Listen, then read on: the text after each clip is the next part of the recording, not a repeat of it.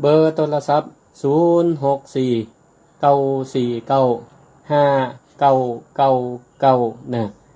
วันนี้ก็มาปะกันในรายการศิลธรรมกำเมืองทุกวันพัดเวลา4 โมงนะ4 โมงแรงเป็นต้นไปแล้วก็ช่วงที่2เริ่มเวลา5 โมงแรงก็ฟังรายการศิลธรรมกำเมือง2 ช่วงที่1นั่นก็จะเป็นการอู้จาภาษากำเมืองโดยเอาธรรมะที่เฮาได้ใจในชีวิตประจำวันมาอู้มาจากันผ่านคลื่นสถานีวิทยุเพื่อการศึกษาวิทยาลัยสงฆ์นครลำปาง FM 106.5 เมกะเฮิรตซ์และนอกจากนั้นก็ได้รับเมตตาอนุเคราะห์จากท่านอาจารย์พระครูอภิวัฒนวิกรมแล้วก็ครูบาอาจารย์สถานีวิทยุหลายๆสถานีที่ได้เมตตาลิงก์สัญญาณของสถานีวิทยุเพื่อการศึกษาวิทยาลัยสงฆ์นครลำปางนั้นคือโอกาสศรัทธาท่านผู้ฟังทั้งหลายนอกจากลำปางแล้วก็จะมีลำปูนเชียงใหม่เชียงรายพะเยาหลายที่หลายตังได้รับฟังในรายการศิลธรรมกำเมืองตะกี้นั้นก็ได้ฟังรายการสาระธรรมยามแรงกับท่านอาจารย์พระครูอภิวัฒนวิกรมจบลงไปแล้วช่วงนี้ก็เป็นช่วงรายการศิลธรรมกำเมืองท่านอาจารย์ท่านก็เมตตา ห่วงใยเพราะ2 สัปดาห์มาละเนื่องจากว่าอาตมาภาพเองก็ติดภารกิจศาสนกิจมันอยู่ในช่วงของการสอบ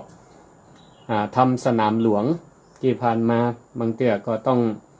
ติดตามลำตัวยพระเถระไปสนามสอบก็ได้พัดผ่อนขอเมตตาท่านอาจารย์พระมหาสมชาติเปิ้นก็ได้ออกลวดออกลวด4 โมงถึง 5 โมงแรงท่านอาจารย์เปิ้นก็ออกอยู่ละ5 โมงแรงถึง 6 โมงแรง2 สัปดาห์มาละก็ได้รับเมตตาจากท่านอาจารย์มหาสมชาติเปิ้นออกไปออกรายการออกรายการไปตะกี้ท่านอาจารย์พระครูอภิวัฒนวิกรมก่อนหน้าก็เพิ่นก็ได้ถามมาว่าวันนี้สะดวกออกก็ตอบรับวันนี้ก็ว่างละได้มาพบมาปะศรัทธาท่านผู้ฟังทั้งหลายในช่วงที่1ส่วนช่วงที่2เราก็จะมาฟังพระธรรมเทศนาพื้นบ้านล้านนาแมวขนคำแมวขนคำก็ดำเนินเดินเรื่องมาจนถึงภูที่3วันนี้ก็จะได้นำเสนอภูที่4ต่อไปในเวลา5 โมงแรงติดตามรับฟังกันได้ผมก็ว่านึกว่าออกบ่เดียวนี่อันก็ปิดวิทยุก่อนรอฟัง5 โมงแรงจะได้ก็ติดตามรับฟังกันไปก่อนในเวลา4 โมงแรงให้กำลังใจกันไปก่อนเพราะครูศิริธรรมกำเมืองก็มาอู้มาจากับศรัทธาท่านผู้ฟังเอาสาระธรรมคำสอนของพระพุทธเจ้ามานำเสนอในรูปแบบให้มันเข้าใจง่ายให้มันเข้าใจง่ายก็โอ้ใจกันฟังไปหรือจะแนะนำจะได้ก็เดียวใต้รายการก็จะได้เปิดโอกาสให้ศรัทธาทั้งหลายได้โทรมาแนะนำรายการก็ได้อู้จ้าอู้ไว้อู้บ่ชัดบ่ถูกจะได้เสียงมันก่อยมันดังจะได้ก็แนะนำรายการกันได้ในช่วงใต้รายการวันนี้ก็เอาธรรมะชีวิตประจำวันเปรียบเทียบชีวิตเหมือนกับภาชนะมาเล่าอู้กันฟังศรัทธาทั้งหลายปกติก็จะอู้ธรรมะเฮก่อนแล้วก็เล่าเรื่องอุปมาอุปไมยนิทานมาให้ฟังวันนี้ก็จะเล่านิทานให้ฟังแล้วก็ไขข้อเปรียบเทียบให้ฟังก็มีการละครั้งหนึ่งจะเล่าให้ฟังแล้วตั้งใจฟังการละครั้งหนึ่งเมื่อมาละมีพระราชาอยู่เมืองหนึ่งก็มีลูกอยู่2 คนเป็นพระโอรสก็เป็นมีลูกพ่อชายอยู่2 คน2 องค์พี่น้อง ที่นี่ก็สองพี่น้องนี้ก็เกิดทัดไล่เลี่ยกันนะอาจจะว่าเป็นฝาแฝดก็ได้ที่นี่พระราชาเปิ้นก็ได้ครองราชสมบัตินะดูแลไพร่ฟ้าประชาชนตามหลักทศพิธราชธรรมปกครองแผ่นดินโดยธรรมไพร่ฟ้าก็น่าใสนะก็อยู่กันด้วยความผาสุกและก็พระราชาพระองค์นี้ก็มีความเอาใจใส่กับไพร่ฟ้าประชาชนจนเป็นที่เคารพนะเป็นที่จงรักภักดีที่นี่ก็พระองค์ก็เป็นไปตามโลกตามสัจธรรมมีเกิดขึ้นแก่เจ็บแล้วก็ประชวรพระราชานี่ก็อายุนักแก่เนาะแล้วก็เท่าชแลแก่ชราถึงคราวที่จะต้องสละราชสมบัติก็ที่นี่ก็มีลูกอยู่2 คนพระองค์ก็ตัดสินใจบ่ถูกว่าจะโยกราชสมบัติให้กับพระโอรสองค์ใดทีนี้พระองค์ก็เลยมีการทดลองมีการทดลองว่าบุคคลที่จะเหมาะสมเป็นพระเจ้าแผ่นดินเป็นพระราชาสืบแทนราชสมบัตินั่นจะต้อง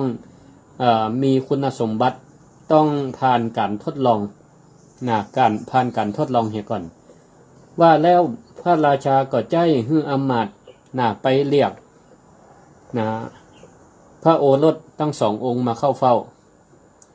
เมื่อพระโอรส2 องค์มาเข้าเฝ้าในท้องพระโรง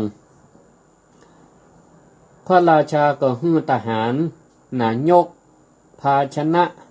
มาอยู่2 ใบให้ยกภาชนะมา2 ใบภาชนะนั่นก็เป็นทรงจะว่าเป็นค่ายเหมือนเป็นถังเป็นน้ำคุอีตาเนาะก็ทรงจะเอาไว้ใส่สิ่งของได้ทีนี้พระองค์ก็เอาภาชนะทั้ง2 ใบมีลักษณะเหมือนกันทุกประการก็เอามาวางต่อหน้าพระโอรสทั้ง2แล้วก็พระราชาก็เลยบอกว่าเอาภาชนะทั้ง2 ใบแจกให้คนละอันแจกให้พระโอรสคนละอันก็แล้วสุดแท้แต่ว่าจะเอาไปเนี่ยไอ้หยังพระโอรสก่อนหับภาชนะนั้นไปคนละใบเสร็จแล้วก็เอาไปตีห้องของตัวเก่าก็เลยมาเป็นกำเกิดว่าพระเจ้าป่อนี่ได้เอาภาชนะให้เฮามาคนละใบเปิ้นจะให้เฮาเนี่ยอย่างจ้าแต่เปิ้นก็บอกว่าก็สุดแท้แต่จะเอาไปเนี่ยจะได้ก็ได้สุดแท้แต่พระโอรสองค์ที่1พระโอรสองค์ที่1ได้มาแล้วก็บ่เนี่ยหยังเอาภาชนะนั่นไว้ข้างเตียงไว้ข้างเตียงเวลาจะกินน้ำเสวยดื่มน้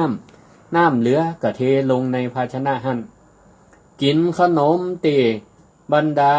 สนมคนใจเอามาสู่มาถวายกินเศษกินเหลือก็เอาขวางในถังหั่นสุมาเตจะบ้วนน้ำลายไข่คิดก็ถมลงในภาชนะหั่นแม้แต่จะลุกไปเบามาค่ำมาคืนขี้ข้านลุกไปห้องน้ำก็เบาลงในภาชนะใบหั่นก็ลงภาชนะใบหั่นเสร็จแล้วก็ทำอย่างเอี้ยทุกวันทุกวั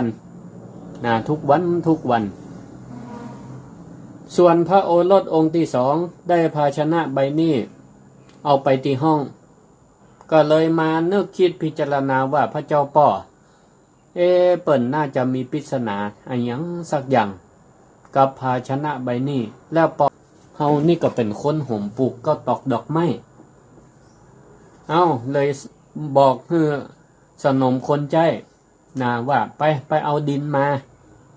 ไปเอาดินมาภาชนะใบนี้มันบ่มีหูปกติการปลูกก็ไม่ก็ต้องเจาะก้นเหี่ยน้อยหนึ่งให้น้ำมันได้ไหล เอาน้ำเข้าฮดมันก็จะได้ระบายจะได้มีอากาศเข้าถ่ายเข้าได้ออกเก้าไม้ก็จะได้เจริญงอกงามน้ำบ่ขังนะบ่แจ้อย่างนี้เป็นต้นเปิ้นก็เอาดินมาใส่เอาเก้าไม้มาปลูกนะเอาเก้าไม้มาปลูกทีนี้ก็การปลูกเก้าไม้ก็ต้องเลือกเหมือนกันเนอะปลูกไว้ในห้องก็ต้องเอาต้นไม้ที่มันเหมาะสำหรับปลูกในที่ร่มนะที่เป็นลำไรบ่ค่อยห่มแดดอันนี้ปลูกในห้องได้และประโยชน์ของมันแถมย่างก็สามารถฟอกอากาศนี่คนเฮานี่ทายหายใจเข้าหายใจออกเป็นว่าเอาออกซิเจนเข้าไปแล้วก็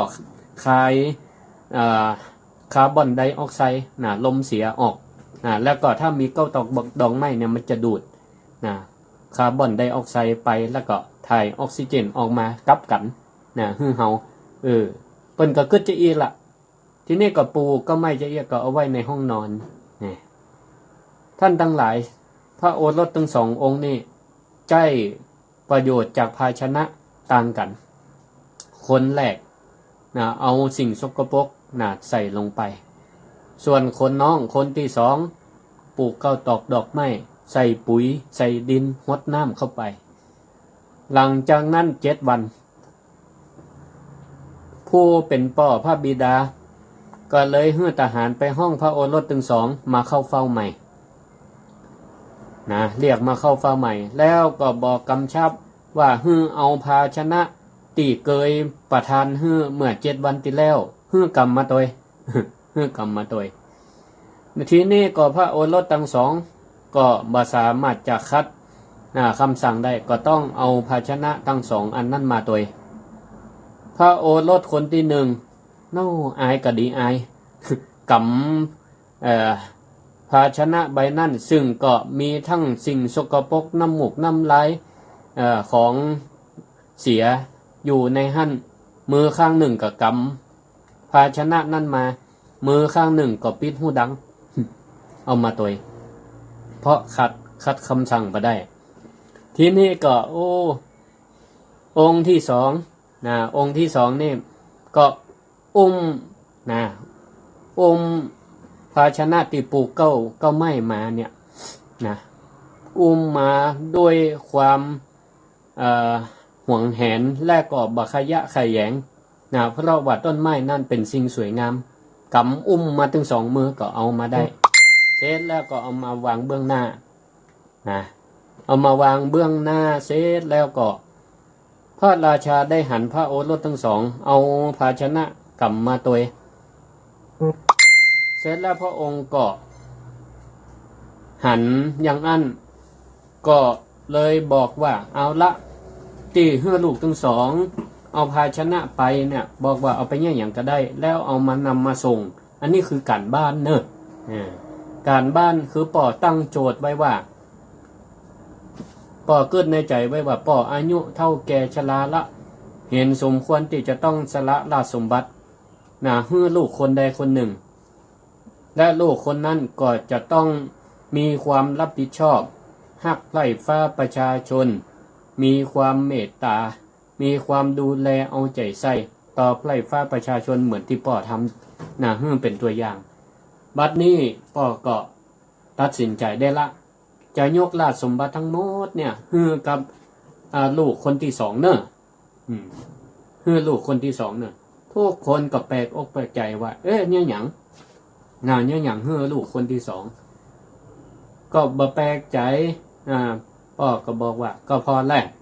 เอาภาชนะให้ไปเนี่ยมันก็เป็นภาชนะเหมือนกันนั่นแหละตอนก่อนเอาไปแต่พอหลังจากเอาให้ลูกไปแล้วคนที่หนึ่งก็เอาไปง่ายจะได้เอาไปแปลงเป็นกระโถน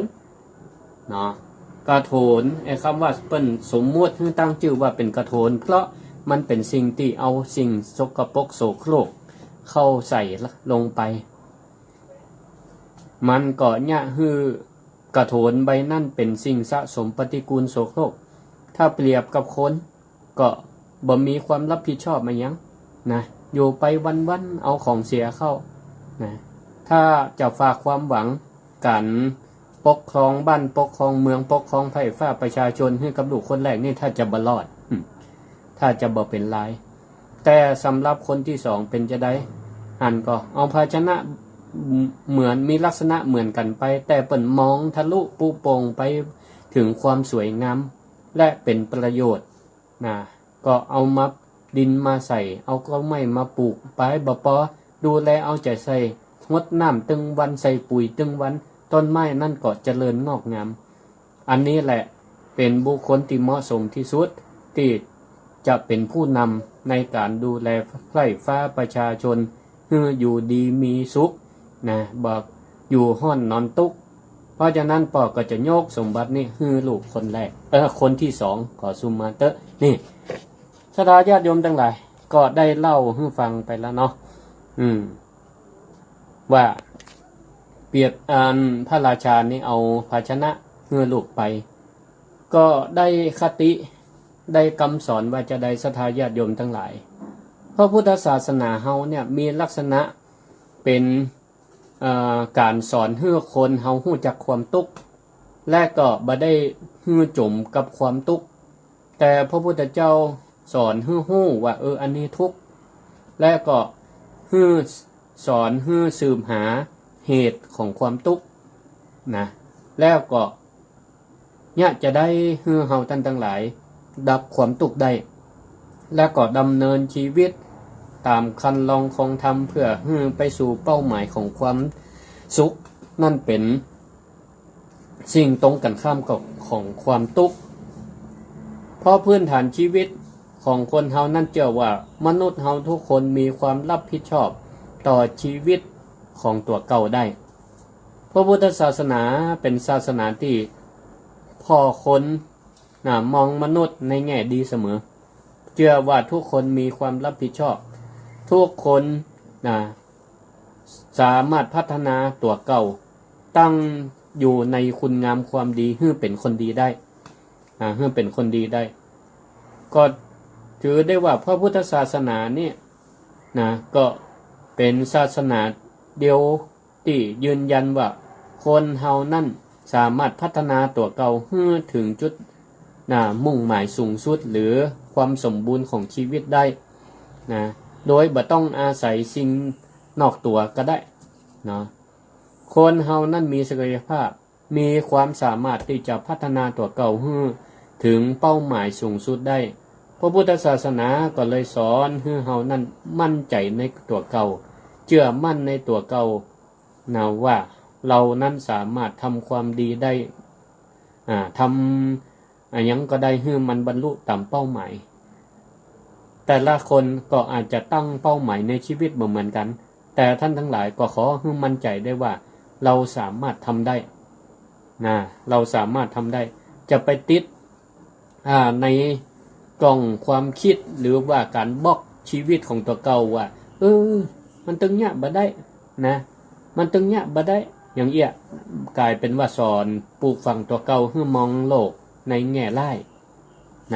ในแง่ร้ายก็เลยบล็อกความคิดตัวเก่าบ่เป็นอันทำอะไรอย่างถ้าทำไปแล้วตึงบ่ประสบความสำเร็จแน่อย่างนี้เป็นต้นเนาะศรัทธาทั้งหลายเคยหันจ้างตัวใหญ่ๆก็จ้างตัวใหญ่ๆนี่ที่จริงแล้วจ้างเนี่ยมันจะไปไหนก็ได้เนาะอย่างตีบางตีเนาะเปิ่นก็ปล่อยจ้างอยู่ในป่าแล้วที่นี่มันก็ใครไปไหนขึ้นเหนือลงใต้มันไปได้หมดแต่จ้างที่เขาเอามาหลามมาเลี้ยงเอามาหลามมาเลี้ยงเอาโซ่เข้าใส่แข่งเนี่ยศรัทธาทั้งหลายมันก็เนี่ยจะได้เตียวไปได้ก็แค่ตามตีโซ่มันระยะของโซ่ตีหลามไว้ถ้ามันไปไกลกว่านั้นจะได้ห่วงโซ่เนี่ยมันก็จะดึงแข่งดึงแข่งไว้ถ้ามันดึงมันลั่นแกมันก็จะเจ็บตัวอย่างเช่นสมมติว่าเตียว39รู้สึกว่าตัวเก่าเจ็บละต่อไปมันก็จะเตียวได้แค่29กึ่งจะเตียวบ่ถึง39เพราะมันหู้ละว่าถ้ามันเตียว39มันจะต้องเจ็บอันเนี้ยมันก็เป็นการสลักในความจำของมันไว้ว่าเนี่ยมันบอกควรจะทำเกินกว่านั่นละถึงแม้ว่ามีคนมาปลดโซ่ออกไปเนี่ย ถ้ามันถูกจองจำอย่างนี้เนี่ยล่ามโซ่ไว้อย่างนี้ตลอดเนี่ยนะมันก็ยังเก็บความคิดนี้มาไว้อยู่นะว่ามันจะต้องถูกมันจะเตียวไปไก่ไม่ได้มันจะต้องเจ็บก็เพราะอันอย่างเพราะว่าถึงแม้ว่าสลักมันออกไปจากตัวแต่ใจของมันเนี่ยมันก็ยังจำอยู่คนเฮาตั้งหลายก็เหมือนกันบางทีเฮานึกคิดจะทำความดีอะไรอย่างสักอย่างหรือจะทำอะไรอย่างกระตามที่เฮายังบ่เคยทำแต่เฮามีความตั้งอกตั้งใจถ้าเฮายังบ่หลุดจากความคิดที่ว่ามันบ่สำเร็จหรอกทำบ่ได้หรอกเนี่ยนะมันก็จะบ่เกิดความกล้าในการทำการทำในที่นี้ก็หมายถึงการทำในกุศลอันเป็นที่เป็นคุณงามความดีทำไปแล้วบ่สร้างความเดือดร้อนให้กับตัวเก่าคิดว่าทำแล้วบ่สร้างความเดือดร้อนให้ไผอันนี้เราก็ชื่อว่าได้ล่วงข้ามของความกลัวพระพุทธองค์เนี่ยได้ตรัสไว้ว่าคนเฮาเนี่ยจะต้องเอาตนตัวเก่าเนี่ยเป็นที่เปิ้งจะไปเปิ้งสิ่งอื่นก่อนเฮาจะทำอะไรอย่างเฮาก็ต้องดูกำลังของตัวเก่าดูกำลังสติปัญญาเปิ้งตัวเก่าให้นักอัตตาหิอัตโนนาโถโกหินาโถปโลสิยาเนี่ยตนแลเป็นที่พึ่งแห่งตนก่อนก่อนที่จะเฮาไปหวังสิ่งนั่นสิ่งนี้คนนั่นคนนี้มาช่วยเหลือเฮาต้องแสดงความสามารถของตัวเก่าเห็นก่อนตนเป็นที่พึ่งแห่งตนต้องเอาตัวเก่าเป็นที่พึ่งคำว่าตนในที่นี้ก็บ่ได้หมายถึงอัตตาบ่ได้หมายถึงตัวตนที่มันเมื่อเฮาไปยึดติดจนเกินไปแล้วมันก็จะเกิดมานะทิฏฐิการมีตัวมีตนของตนหรือหลวงพ่อพุทธทาสได้กล่าวไว้ว่าตัวกูของกูนั่นอันนั้นก็บ่ใจตนในที่นี้เนี่ยหมายถึงคุณธรรมพระพุทธเจ้าหมายถึงว่าคุณธรรมเอาตนเป็นที่พึ่งก็คือเอาคุณธรรมเป็นที่พึ่งอยู่ในใจของเฮาบดีเอากิเลสภายนอกมาเป็นที่พึ่งเอาความโลภความโกรธความหลงมาเป็นที่พึ่งอย่าเอาบดีเอาทิฏฐิมานะของตัวเก่าเป็นที่พึ่งมั่นใจในตัวเก่าเกินไปโดยบ่ฟังเหนือฟังใต้บ่ฟังไผสักคนก็คิดว่าความคิดของตัวเก่านั้นถูกที่สุดอันนี้คำว่าตนในที่นี้มันก็จะกลายเป็นอัตตาเป็นมานะทิฏฐิไปเหีย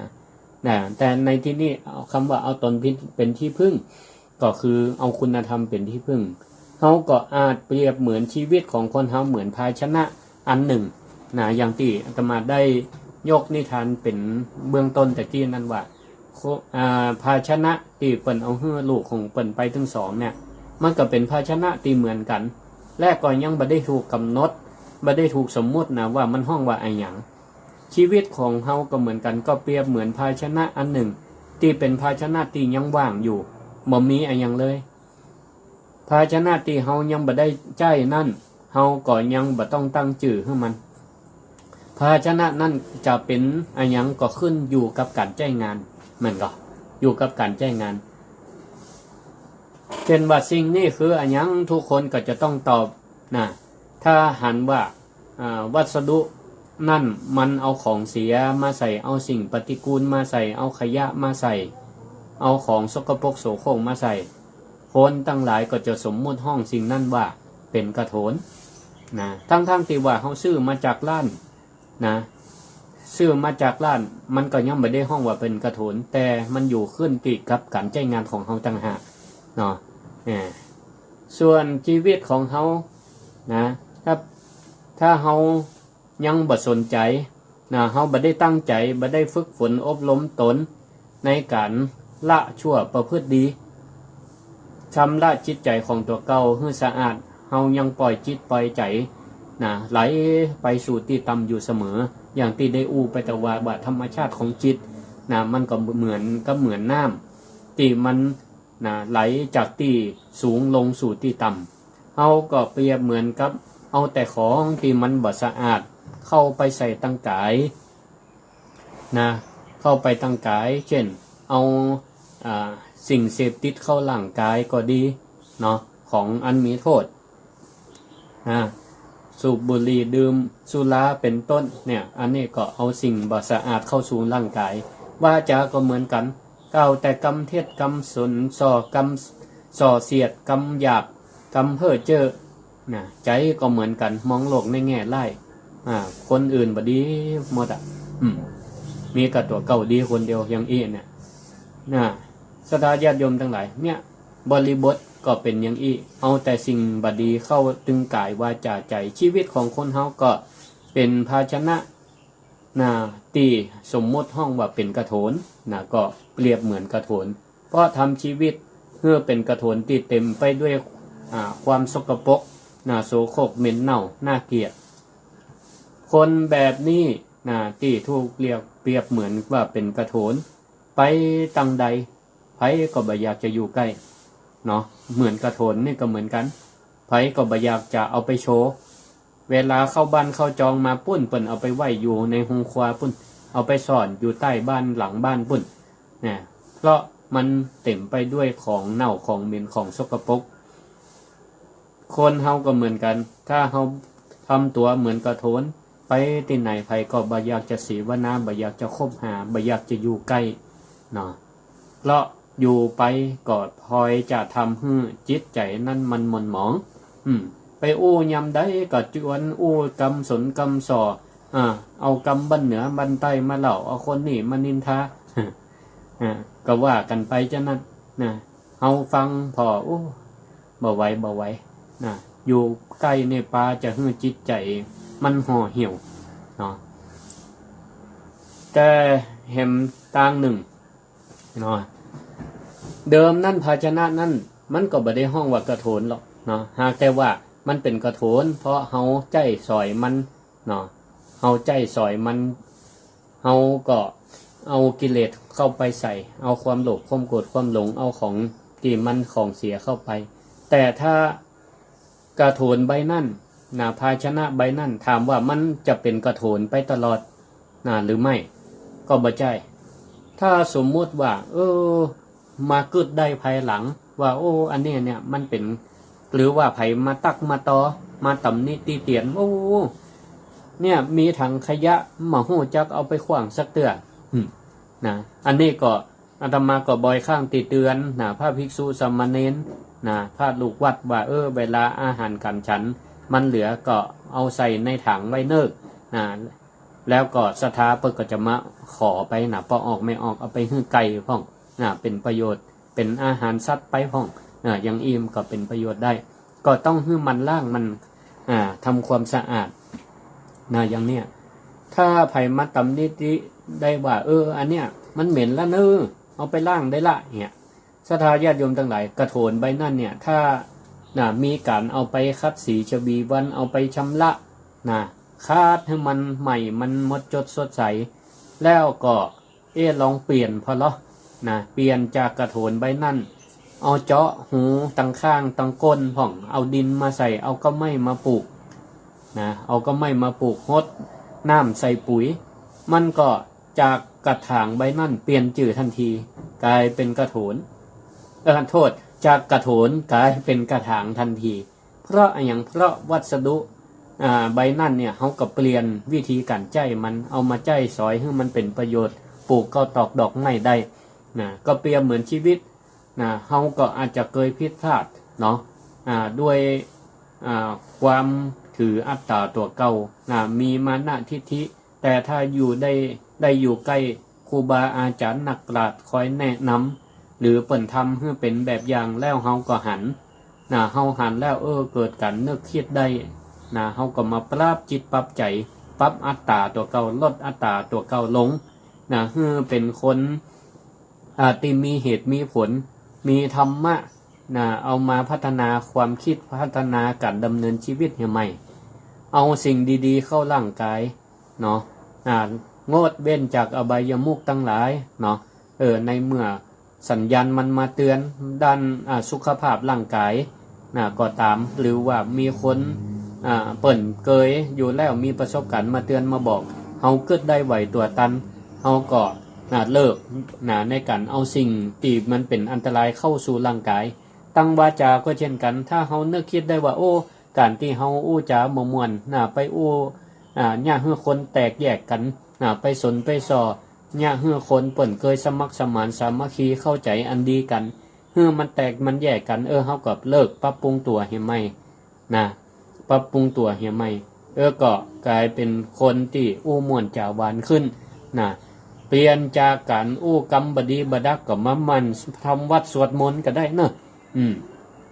เป็นกุศโลบายเนาะการสวดมนต์เนี่ยเป็นห้องว่าเป็นการกล่าววาจาอันเป็นสุภาษิตกล่าวกรรมดีเนี่ยมันก็คนได้ยินเปิ้นก็ยกย่องสรรเสริญเนาะได้ยินเสียงแจ้งเสียงดาเนี่ยคนเปิ้นก็โอ้บ่ม่วนหูบ่อยากฟังแต่เชื่อได้ว่าคนสวดมนต์เนาะไผได้ยินไผสวดมนต์เนี่ยเปิ้นก็ยกย่องอนุโมทนาตัวเนาะไผก็คงบ่ไปติฉินนินทาว่าเฮือกันเนาะว่าโอ้มันสวดหยังบ่ล่ำบ่เหลือคงบ่มีหรอกเนาะอย่างนี้เป็นต้นนะละใจก็เหมือนกันเฮาก็เอาคุณธรรมเข้ามาใส่แทนลดกิเลสทั้งหลายลดความโลภความโกรธความหลงเมื่อมันเข้ามาก็ฮู้แล้วก็ต้องปล่อยต้องละอย่างเอี้ยมันก็ย่าจิตใจของเฮาเนี่ยเปลี่ยนไปได้จากกระโถนก็กลายเป็นกระถางเป็นกระถางมีประโยชน์ศรัทธาญาติโยมทั้งหลายคนชีวิตคนเฮาถ้าเปรียบเหมือนเป็นกระถางมีกายดีวาจาดีจิตใจดีไปทางใดคนก็อยากอยู่ใกล้ไปทางใดคนก็เชื่อเชิญให้มาอยู่ใกล้เหมือนกับกระถางที่เฮาปลูกก็ตอกดอกไม้ปลูกแล้วเฮาก็ใครเอาโชว์มันก็ตั้งไว้หน้าบ้านเก้าไม้อันใดที่มันสู้แดดเฮาก็ไปโชว์กลางแจ้งกลางแดดเก้าตอกดอกไม้อันใดที่มันอยู่ในติลมลำไรเฮาก็โชว์ไว้ปื้นใจคาบ้านอย่างเอียนไผมาแอวมาหาก็เปิ้นได้หันก็เกิดความสบายอกสบายใจเกิดความก็ชมชื่นชมว่าบ้านนี้ล่มลื่นดีเนี่ยอย่างนี้เป็นต้นเนาะคนเฮานี่ก็สามารถเปลี่ยนได้เนาะจะไปให้มันเป็นกระถางอยู่ตั้งแต่เกิดจนตายก็ดีเป็นกระถางไปตลอดเนี่ยแต่ก็ต้องมีพัฒนาอย่างเก้าตอกดอกไม้นี่ศรัทธาญาติโยมทั้งหลายการปลูกก็ตอกดอกไม้ให้มันเจริญงอกงามได้นี่มันไม่ใช่ว่าปลูกแค่ข้างเดียวแล้วมันจะงามไปตลอดอันนี้อาตมาก็ได้รู้จักโยมป้าท่านหนึ่งเปิ้นก็มาช่วยดูแลอุปถัมภ์ดูแลวัดดูแลต้นไม้เปิ้นพ่อเปิ้นเป็นคนชอบปลูกต้นไม้ที่บ้านเปิ้นนี่มีความร่มรื่นเข้าไปเนี่ยน่าอยู่ร่มรื่นก็ตอกดอกไม้นาคแล้วที่นี่ประกอบเป็นคนมีน้ำใจหันวัดหันวาตัดใดที่มันห่างมันบ่มีก็ไม้เปิ้นก็เอามาช่วยปลูกมาช่วยดูแลให้บ่ใช่ว่ามาปลูกข้างเดียวเปิ้นว่าการปลูกก็ไม้เนี่ยมันต้องดูแลเอาใจใส่มันก็เหมือนกับคนเหมือนกับทรัพย์สิ่งมีชีวิตที่จะต้องรับการดูแลอุปถัมภ์เลี้ยงดูบำรุงอยู่ตลอดเวลาก็ไม่ก็มีชีวิตต้องมันใส่ดินใส่ปุ๋ยเฮาก็สังเกตพร้อมเหมือนกันกระถางฮดน้ำก็บ่เพียงแค่ต้องฮดถึงวันบ่ใช่ว่าฮดอย่างเดียวมันก็ต้องสังเกตพอดินมันหายไปก็ต้องเติมปุ๋ยมันขาดไปดอกบ่ใครออกก็ใส่ปุ๋ยไปพร้อมอย่างเนี้ยมันก็จะเจริญเติบโตงอกงามได้ชีวิตของคนเฮาก็เหมือนกันเฮาขาดอันใดที่มันเป็นคุณธรรมมันเป็นคุณงามความดีมันขาดสิ่งใดเฮาก็เติมเข้าไปขาดเมตตาก็เฮามีทำรักษาศีลเจริญภาวนาอย่างต่างๆเนี่ยเฮาขาดเมตตาก็เติมเมตตาเข้าไปขาดความกรุณาก็เติมความกรุณาเข้าไปเฮาขาดอะไรหยังบ่ค่อยได้ยกย่องยินดีก็เปิ้นเฮาก็เติมมุทิตาเข้าไปมันก็เปรียบเหมือนดินปุ๋ยน้ำคุณธรรมทั้งหลายเหล่านี้เฮาก็ต้องหมั่นสังเกตว่ามันขาดอันใดเฮาก็เติมสิ่งนั้นเข้าไปมันก็จะมีความสมบูรณ์ต้นไม้นั่นก็จะมีความสมบูรณ์บางห้องเนี่ยก็อย่างที่ยกตัวอย่างเอาภาชนะนั่นมาเป็นกระถางปลูกก็ตอกดอกไม้ใส่ดินใส่ปุ๋ยตั้งตอนแรกนี่ก็ดีนะห้องนี่ก็ปลูกเที่ยเดียวปลูกเที่ยเดียว แล้วหลังจากนั้นก็ขาดการดูแลเอาใจใส่ก็ไม่เมื่อขาดดินขาดปุ๋ยขาดน้ำก็เกิดความเหี่ยวแห้งตายไปในที่สุดชีวิตของคนเฮาก็เหมือนกันถ้าเฮาเปรียบครั้งแรกตัวเก่าเป็นกระถางแต่เฮาขาดเอาคุณธรรมเข้าไปหมายถึงว่าต้นทุนพื้นฐานชีวิตเกิดอยู่ในสิ่งแวดล้อมพ่อแม่ครูบาอาจารย์เป็นผู้ที่มีคุณธรรมแต่เฮาบ่ได้เดินตามขาดการดูแลเอาใจใส่การประพฤติปฏิบัติมันก็จะจากกระถางก็จะกลายเป็นกระโถนไปได้เหมือนกันเนอะเพราะการขาดการดูแลเอาใจใส่เพราะขาดการเฮามีความประมาทเนาะมีความประมาทเนี่ยพระพุทธเจ้าก็ได้ตรัสเอาไว้ว่าคนเฮานี่ก็มีโอกาสปรับเปลี่ยนชีวิตพัฒนาชีวิตของตัวเก่าได้ก็ต้องดูว่าชีวิตของคนเฮานั่นมันเปรียบภาชนะเหมือนอันหยังเฮาเป็นภาชนะแบบไหนเป็นภาชนะแบบเป็นกระถางหรือกระโถนเนาะถ้าเป็นกระถางก็เติมปุ๋ยเติมดินเติมน้ำลงไปบ่อยๆในชีวิตประจำวันก็เข้าหากัลยาณมิตรคบคนดีเป็นมิตรคบคนดีเป็นมิตรมี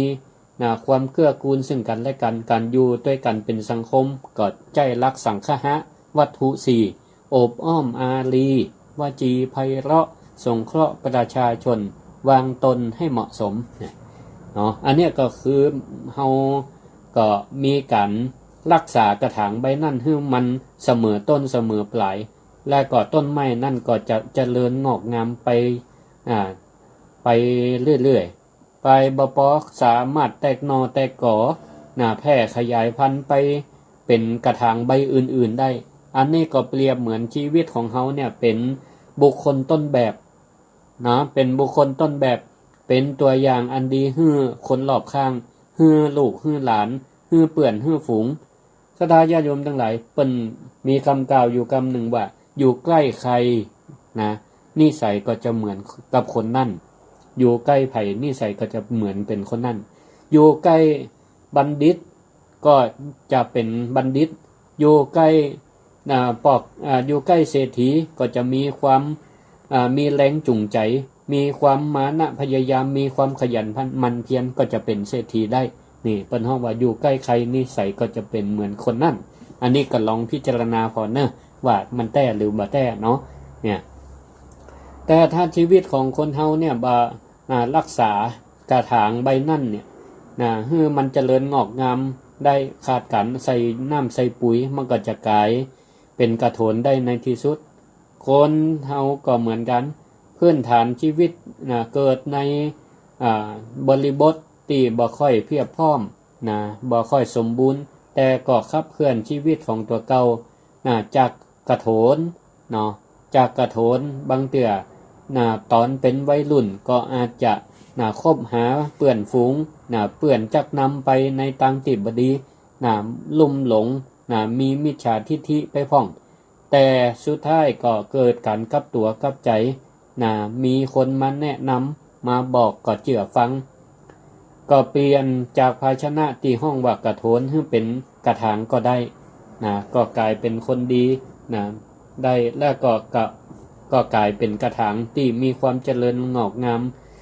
แผ่พันธุ์ขยายพันธุ์ได้เนี่ยศรัทธาญาติโยมทั้งหลายคนเฮาเนี่ยบอกควรประมาทในการดำเนินชีวิตก็ต้องมันพิจารณาของร่างกายจิตใจเฮาแต่ละวันว่าทุกวันนี้เฮาเปรียบเหมือนเป็นภาชนะแบบไหนเป็นกระถางหรือกระโถนก็ลองพิจารณาพอถ้าเปรียบเทียบดูแล้วว่ามันเข้าข่ายมันจะเป็นกระโถนนะ ก็กับจิตกับใจกับตัวกับหางกับกายให้มันเป็นดีเนาะเปลี่ยนจากมิจฉาทิฐิก็ให้เป็นคนมีสัมมาทิฏฐิมีความเห็นอันถูกต้องมีความเห็นอันถูกต้องอย่าได้ย่อท้อต่อการทำความดีบางพ่องก็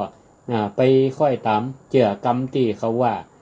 ทำดีได้ดีมีที่ไหนทำชั่วได้ดีมีถมไปนี่บางคนก็ไปเชื่ออย่างอันก็เพราะอย่าง เพราะถ้าไปเจือตามคำสำนวนเจ้าอี้เนี่ยหมายถึงว่าคนนั่นน่ะไปมองตีสิ่งมันสำเร็จเป็นรูปธรรมอย่างเดียวทำดีได้ดีมีที่ไหนทำชั่วได้ดีมีถมไปนี่นะไปพอเฉพาะที่มันเป็นรูปธรรมทำดีก็หวังจะฮื้อเปิ่นมีฮื้อรางวัลเป็นสิ่งตอบแทนกะอย่างอี้เนี่ยมันก็หวังเป็นรูปธรรมบ่ได้มองว่าสิ่งตอบแทนมันนอกจากเป็นรูปธรรมเนี่ยเป็นนามธรรมเปิ้นเปิ้นเตอเนาะทำดีแล้วถึงแม้ว่าภัยมหันต์ความดีเปิ้นก็ห้องว่าปิดทองหลังพระเนาะปิดทองหลังพระนี่ก็มันดีจะได้เฮาก็มีความภาคภูมิใจว่าเฮาได้ทำเนี่ยภัยบ่ฮู้อย่างกรรมที่เปิ้นว่าภัยบ่ฮู้กับผีฮู้เทวดาฮู้ที่จริงก็ตัวเฮานั่นแหละฮู้ดีเนาะว่าเฮาได้ทำคุณงามความดีเพราะฉะนั้นเนี่ยเฮาก็พึ่งพาตัวเก่าเนี่ยให้มันนักที่สุดเนาะก็บ่ต้องไปพึ่งพาสิ่งแวดล้อมคนอื่นเพราะการไปพึ่งพามันก็เท่ากับว่าเฮาเอาตัวเฮาเนี่ยไปฝากไว้กับคนอื่นแล้วถ้ามันบ่ได้อย่างติใจที่เฮาคิดมันก็กลายเป็นความคาดหวังความคาดหวังก็บ่ต้องไปคาดหวังอะไรยังเนาะรับรู้ขอแนมว่าเฮาฮู้ปัจจุบันสิ่งที่เข้ามากระทบบ่ว่ามันจะดีหรือให้ถ้ามันดีก็อย่าได้ประมาทถ้ามันให้ก็พิจารณาว่าเหตุมันเกิดเพราะเฮาหรือไม่ถ้ามันเกิดเพราะตัวเฮาก็แก้ไขปรับปรุงเหียก็ตั้งใจในการทำความดีเหียด้วยบ่ย่อท้อถ้าทำดีแล้ววันนี้ผลยังบ่เกิดขึ้นเด้อก็บ่เป็นหยังในอนาคตชาติหรืออนาคตเบื้องหน้าก็อาจจะสำเร็จผลฮือเฮาก็ได้ฮือเฮาก็ได้คะแนนว่าทำแล้วใจมันเป็นสุขอันน่ะคือผลแห่งการทำดีอยู่แล้วเนาะศรัทธาญาติโยมท่านผู้ฟังทั้งหลายเอาล่ะก็ได้จ่ามาเหลือแหมประมาณ12นาทีก็จะเปิดโอกาสให้ท่านผู้ฟังทั้งหลายได้โทรมาแสดงความคิดเห็นวันนี้ก็ได้ฟังขยายออกไปไกลถึงพี่น้องเชียงใหม่ลำพูนเชียงรายพะเยาลำปางโทรมากันได้เนอะ0649495999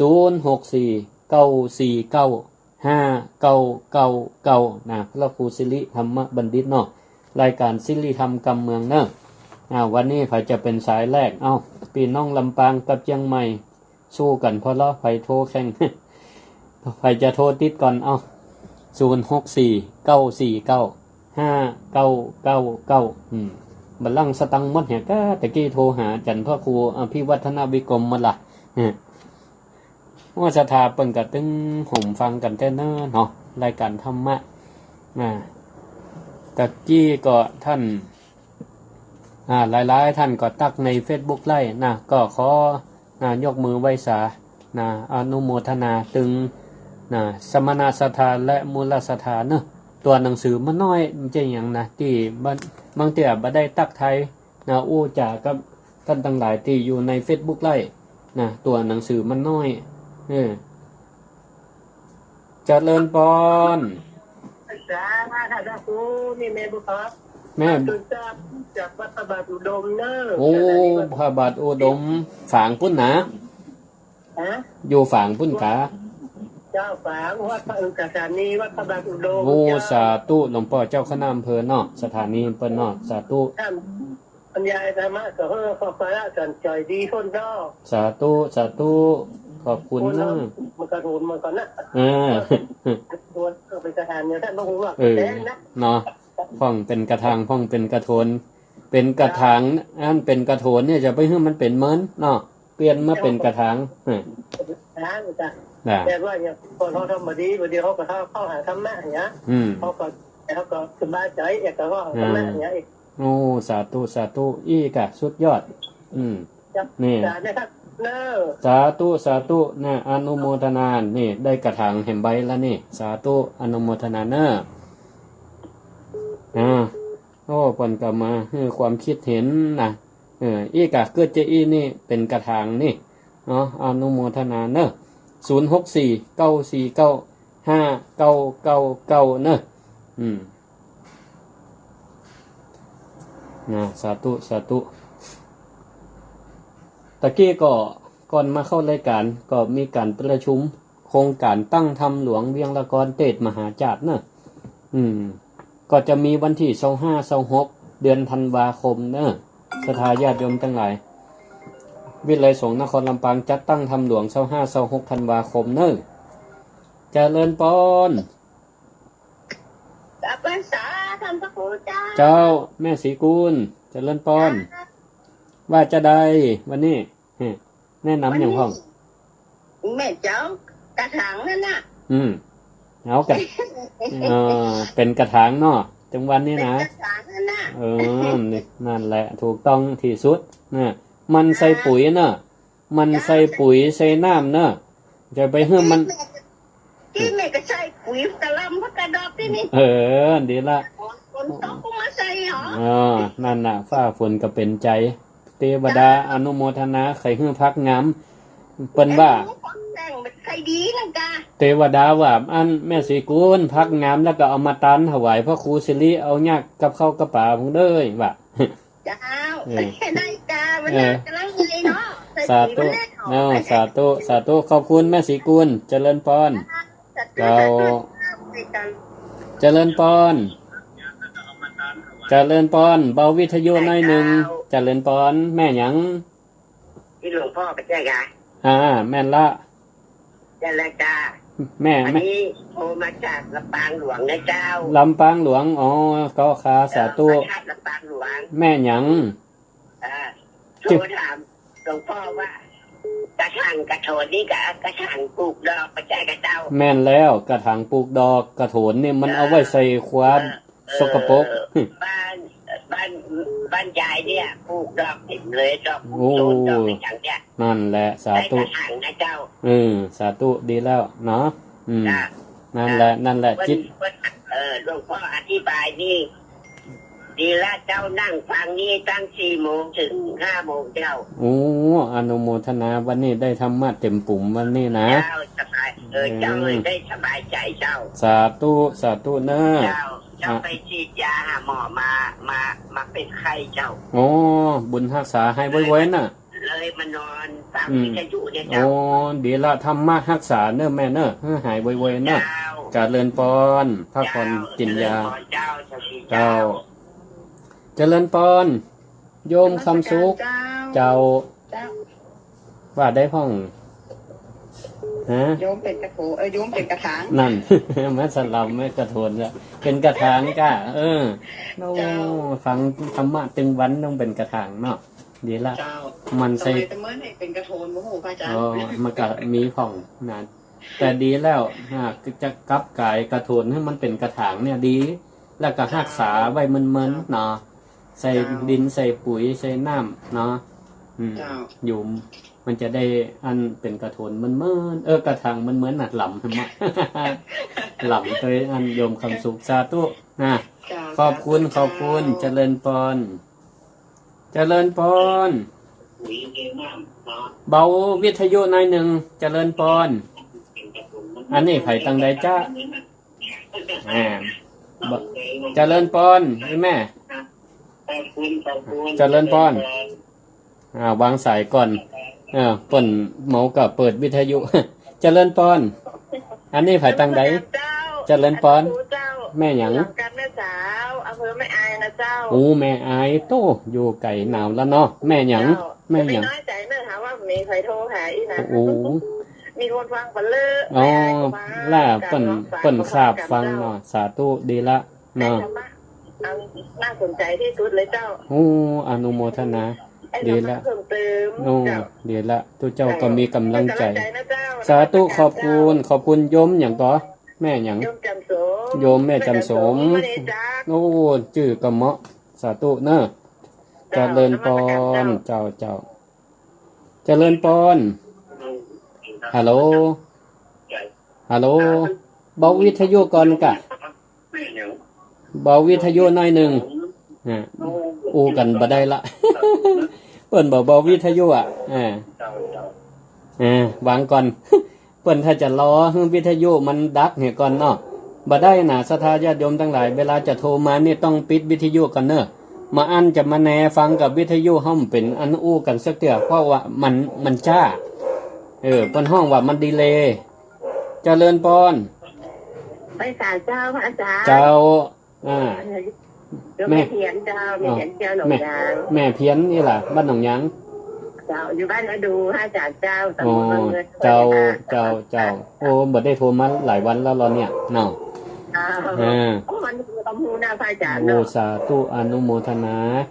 แม่กระถิ่นกระถางแล้วก็ล้วนแม่กระถิ่นนั่นแหละดีมากนะเป็นกระถางมันพระอาจารย์ปลูกแล้วพอมีความสุขเนาะนั่นแหละไก่ว่าใจดีเจ้าสาธุครับแม่ตึงวันนี้ได้เยอะตอนนี้ทำได้ยากเจ้านั่นแหละเพิ่มปุ๋ยให้กับกระถางเนอะอันเนี้ยฟังธรรมะเนี่ยเป็นห้องว่าเพิ่มดินเพิ่มปุ๋ยให้กับก็ไม่ตึงวันเนอะจะได้งามสาธุเนอะเจ้าเจริญพรเจ้าสาธุเจ้ามีธรรมะสวดมนต์ตึงวันแล้วเจ้าโอ้อนุโมทนาสาธุดีกะเนาะเฮาสวดมนต์เนี่ยมันเปิ้นห้องว่าสวดกรรมดีกรรมไพเราะดีกว่าไปแจ้งไปด่าเนาะไปแจ้งไปด่าคนอื่นนี่อันนั้นมันบ่ดีเนาะแม่ก็ว่าบรรดาเขาว่าจะมาเดินในพระราชศีล5พวกนี้นั่นล่ะเนี่ยพระเจ้านะอาจารย์เป็นหยังถ้ามันลุดมันหลำไปก็รีบดึงสติมาเนาะเจ้าฮู้เนาะนี่สาธุแม่เจริญพรเจ้าขอบคุณศรัทธาญาติโยมทั้งหลายแต่ละคนก็โทรมาโอ้เป็นกระถางนะเป็นกระถางดีละอนุโมทนาถ้าเป็นกระถางแล้วก็ให้มันใส่ดินใส่ปุ๋ยรดน้ำก็ไม่ตึงวันนะใส่ดินใส่ปุ๋ยนี่คือหยังก็นะทบทวนธรรมะเนาะฟังธรรมะครูบาอาจารย์เปิ้นโอ้หยังกันไปนี่ก็มันพิจารณาเนาะคะแนนมีสติในการดำเนินชีวิตศรัทธาญาติโยมทั้งหลายนะก็เท่ากับว่าเฮาใส่น้ำใส่ดินใส่ปุ๋ยเพื่อร่างกายตัวเราเนี่ยนะก็ต้นไม้นี่ก็คือตัวเราเนี่ยแหละให้มันเจริญงอกงามด้วยธรรมะคำสอนนะใครจะโทรมาแฮมก็เจิญได้เนอะรู้สึกว่าตั้งขึ้นสีขาวนี่เปิ้นลิงจนถึง 5:00 นนะ5:00 นแต่กี้คุยกับดีเจน้องแอมละเปิ้นว่าถ้าถึง 5:00 นตรงเป๊ะนี่ก็พระอาจารย์อู้ต่อได้เลยนะบ่ตัดไปโฆษณาละปีนั้นนี่อู้มันละทุกชั่วโมงนี่ว่าปีนั้นอู้มันละ5:00 นนี่มาเอาโฆษณาเด้อนี่ว่าลวดไปเลยนี่นะลวดไปเลยแต่ว่าก็สัญญาณนี่มันก็จะจำกัดไปหน่อยหนึ่งก็จะดังเฉพาะคนที่ฟังคลื่น FM 106.5 เมกะเฮิรตซ์ต่ออันเนอร์ 5:00 นเป็นต้นไปเพราะว่า 5:00 นทางคลื่นสีขาวเปิ้นก่อนน่าจะมีผู้จัดรายการอยู่เนาะก็บ่เป็นหยังศรัทธาญาติโยมทั้งหลาย1 ชั่วโมงที่ผ่านมานี่ก็ถือว่าเฮาก็ได้สาระธรรมหลายๆอย่างแล้วก็ตั้งแต่ 4:00 นแล้วเนาะท่านอาจารย์พระครูอภิวัฒนวิกรมเปิ้นก็ได้ฮือธรรมะคำสอนอาตมาก็ฟังในคณะเดินทางปิกจากวิไลสงฆ์มาวัดนี่ก็ฟังธรรมะที่พระอาจารย์เปิ้นได้ได้จาเนาะเกี่ยวกับชีวิตของคนเฮานี่แหละเนาะกันดำเนินชีวิตด้วยความบ่ประมาทเนาะบ่ประมาททุกคนนี่ถือว่าเป็นครูสอนเฮาหมดเนาะท่านทั้งหลายนะบอกว่าจะเป็นสิ่งมีชีวิตบ่มีชีวิตก็ตามเป็นคนเป็นเปื้อนเป็นปี้เป็นเพื่อนร่วมงานเป็นญาติพี่น้องเป็นอะไรอย่างก็ตามนะที่อยู่แวดล้อมใกล้ตัวเฮาน่ะเป็นครูสอนเฮาหมดอ่ะครูสอนอะไรอย่างครูสอนวันนี้ตอนนี้เนอะฉันจะมาสอนเรื่องกิเลสเรื่องความโลภเนอะอย่างคนนี้เข้ามาก็สอนให้เฮารู้จักความโลภคนนี้เข้ามาก็สอนเป็นครูชำนาญเรื่องความโกรธเนอะอย่างอันนี้สอนเรื่องความหลงเนอะอย่างคะแนนว่าเฮาตั้งใจเรียนเด้อเนาะตั้งใจเรียนเด้อฮู้ว่าคนนี้สอนเรื่องหยังอีกเมื่อเฮาฮู้เฮาก็จะได้ฟังวิธีการเนาะวิธีการอันนี้มาสอนเรื่องความโลภบ่เฮาบ่ง่ายได้มันเป็นความโลภอย่างเพิ่นอย่างก็คือมีสติเนาะมีสติก็ตอนนี้ก็5:01 นาทีก็น่าจะเข้าสู่ช่วงที่2เนาะ สำหรับ Facebook ไลน์นี่ก็เดี๋ยวก็จะได้ยาวไปบ่Facebook ไลน์เนาะบอกออกแล้วเนาะจะดีกว่านะเดี๋ยวก็ขอขั้นรายการด้วยเพลงเห็นสักหน่อยหนึ่งเดี๋ยวก็จะมากับเข้าสู่ช่วงที่2กันเนาะเดี๋ยวเราก็จะได้ขอภาพ Facebook ไล่เข้าสู่ช่วงที่2เพื่อที่จะได้เปิดธรรมนิยายปื้นบ้านล้านนาเนาะมันจะได้เป็น2ช่วงไป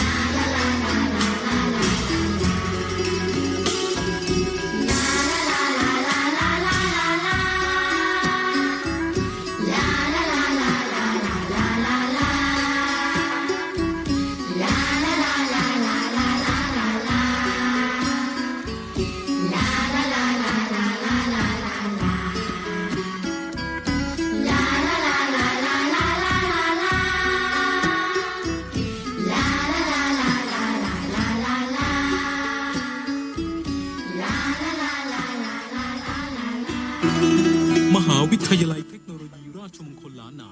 ขอเชิญร่วมทำบุญทอดกฐินสามัคคีเอาละศรัทธาญาติโยมท่านผู้ฟังทั้งหลายเอามาปะกันในรายการศิริธรรมกำเมืองในวันพัดนี้ก็มี2ช่วงที่1ก็ได้อูจาภาษาธรรมกำเมืองกันไปละในช่วงที่2นี่ก็เป็นช่วงของการนำเสนอพระธรรมเทศนาปื้นบ้านล้านนาเนาะก็ได้เอาทำชื่อว่าแมวขนคำเนอในช่วงนี้ก็ยังอยู่ในเรื่องของแมวขนคำผูกที่4แล้วเนอนะแมวขนคำหาในบ่ได้เนอะแมวขนคำไผมีเอามาตันนะแมวขนคำหาในบ่ได้เนอะแมวขนคำไผมีเอามาตันพ่อครูสิริวัดหมิ่งเมืองมนกำเนิดแมวขนคำนะแมวขนดำเหมาอุดมศิริทัศน์หลวงพ่อเจ้าคณะตำบลทุ่งฟ้ายเจ้าวัดสลีภูมิมาตาสมปอยศรัทธาญาติโยมก็โทรมาชื่นชมในน้ำเสียงของหลวงพ่อว่าเสียงบ่ตกอายุแม่ว่าจะนักแต่ก็เสียงเหมือนพ่อหนุ่มเน้นน้อยหลวงพ่อได้ฟังก็มีกำลังใจนะมีกำลังใจในการที่จะเอาทำดีๆทำม่วนๆมาให้ศรัทธาได้ฟังต่อๆไปเนอะเอาละฟังธรรมเทศนาเนอะลมมาจาโลกาธิปติสหัมปติกันอัญชาลีอันทิวะลังอาญาจทาสันติทาสตาปราชาคาชาติกาเตเสตุ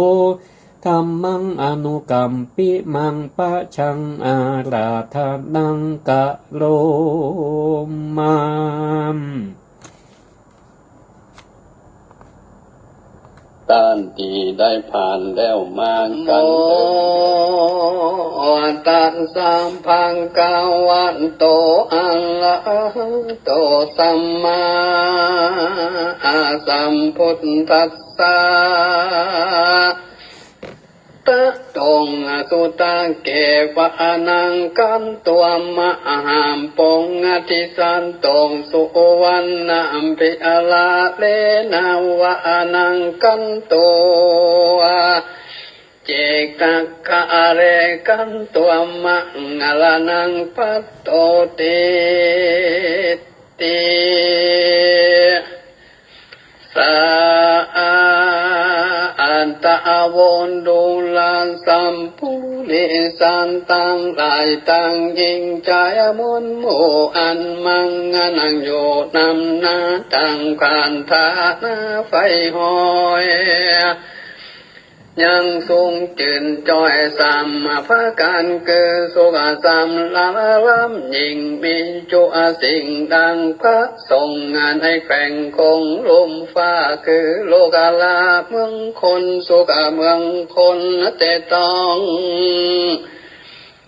แดนเกตหงเมืองสะวันเป็นนิรันดร์คำเจ้าบ่หัวทรงเศร้าเครื่องกามีตนาหาดับวอนคือได้ถึงสุขยอดเนรปาน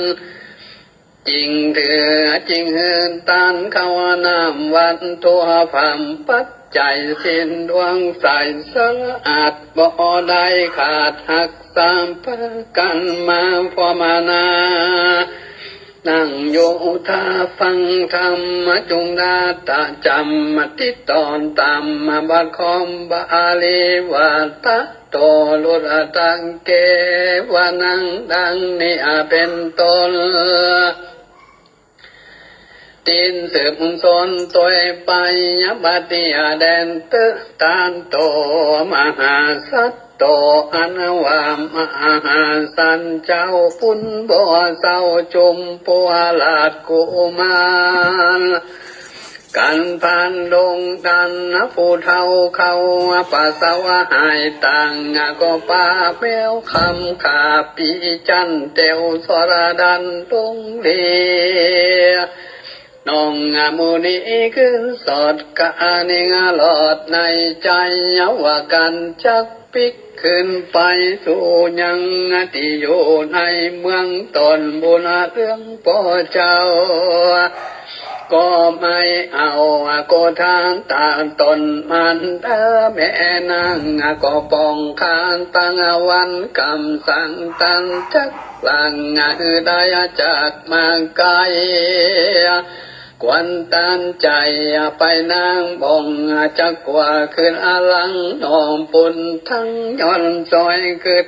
ข้าคอยอะไรฟังการมีใจบานไม่อามาดน้ำตาญาณปังลงเตี้ยวขาวดงปะกวางตามคำสั่งเดิมตีลูกไม่มีลายลาง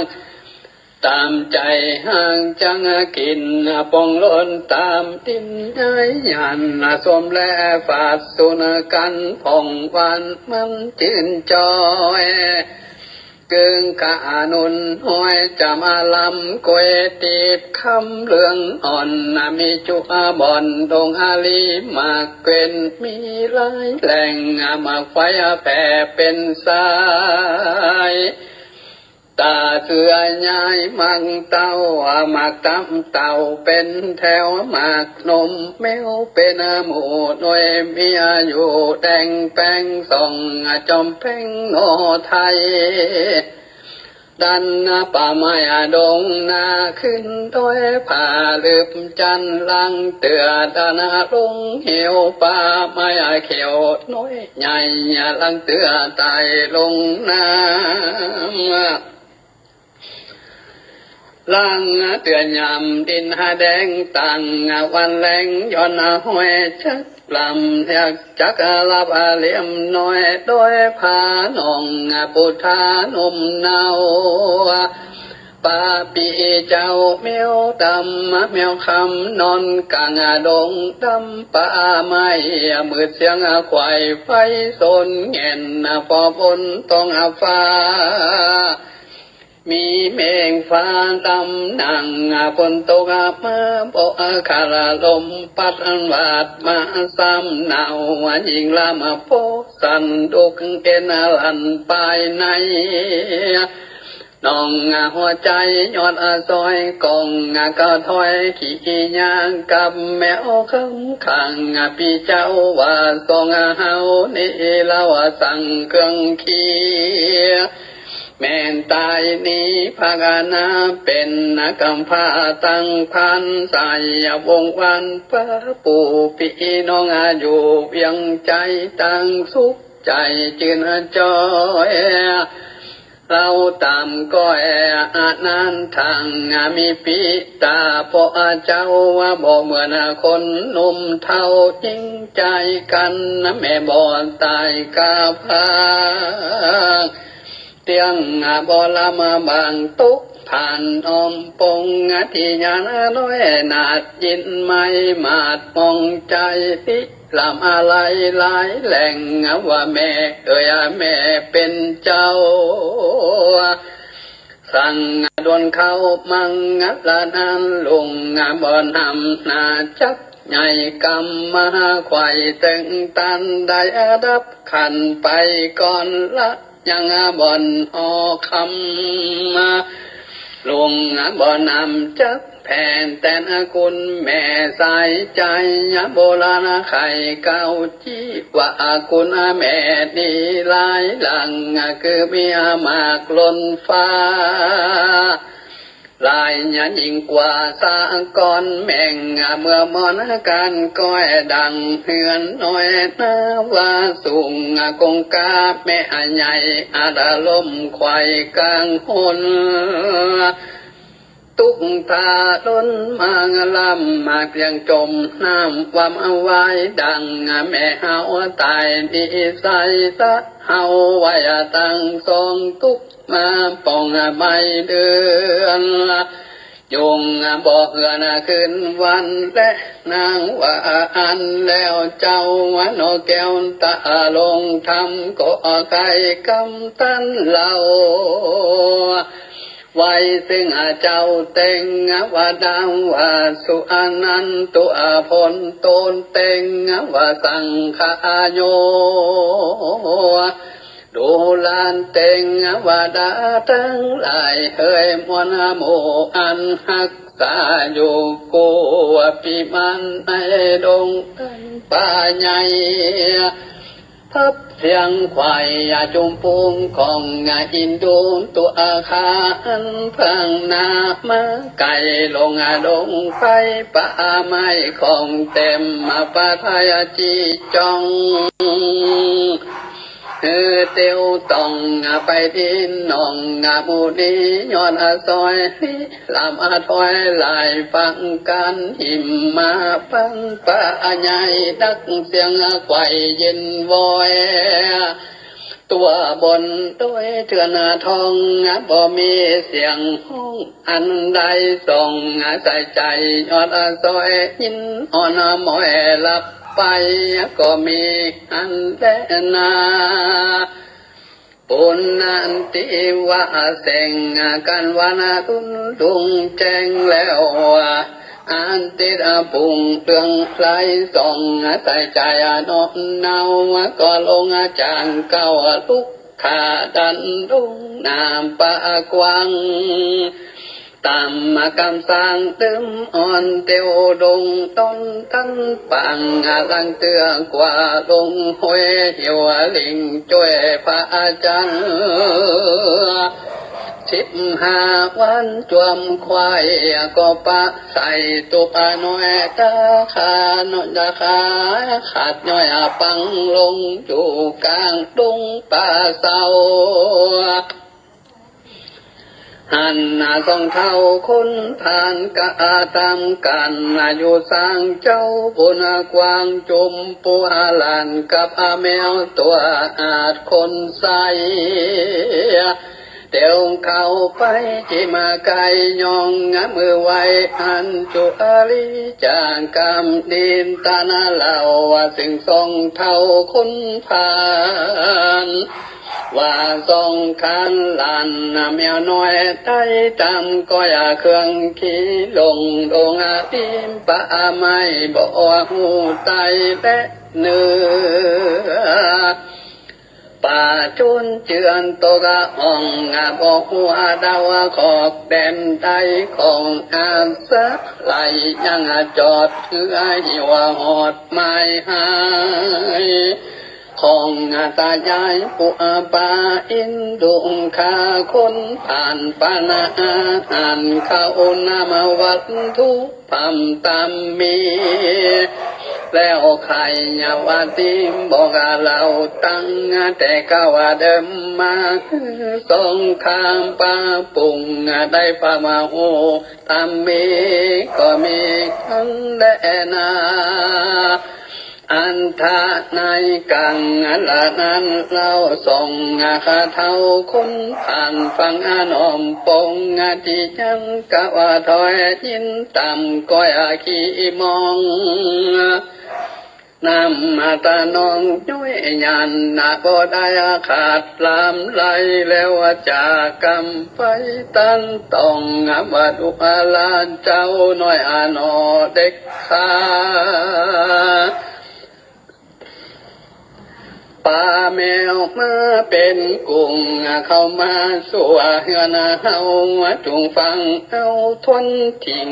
เฮาจังที่ใครจ้าว่าทรงเฮาลังนี่เราบ่มีลุงเต้าในตนตุกมาจนกันอยากหาเลี้ยงปากตามพากันนาวลานเนาบ่องใส่เต้าเมืองจักย้อนกำเครื่องแม่นาป้องจังขาเอาตายอย่าได้ไม้ไปสู่ยังที่อยู่แดนใดจุงพบใจอยู่ป่ากำปูปาคนผ่านเป็นดังลานาลูกเต้าปันดังแมวเจ้าคนคำก็อย่านำไปจางกึศจากภาคละนิงเด็ดตั้งสุตัวในกาลานันใส่พระติไว้จุมผู้หลาดฟังโอกาสใครจ้าแห่งสงขาผู้เท่ากะลิงเหล่าไปในก็มีใจจืนจอยป่าเมียวน้อยปูเป็นพิงเข้าไปตีเกหาส่วนสองข้างที่ไล่ก็เอาลูกไม้หัวมันนำมาปั่นอื่นตอนเจ้าน้อยอ่อนบุญเมียแล้วใครว่าติ้งเก่าต้องว่าลูกลานเจ้าน้อยหนอบุญนาเฮานาถ้าอยากไกลสอนใส่หากินคุดตามดินหาเผือกสอใส่เลือกหามันตามมาตรงตันป่าไม้บ่องหอนได้เครื่องขี่ถึงบ่มีอะไรหลักใจนาหากเจยบ้านบ่องใจหันยับจ้าเป็นบางกาหัวดำใจอย่าเป็นธรรมบ่ขาดปิศีลเสืออ่านหักษาโบราณจังแต่ไทยไข่กับเอาไว้ปันไม้ว่าคนยิงใจลังของอยู่ในห้องเกหา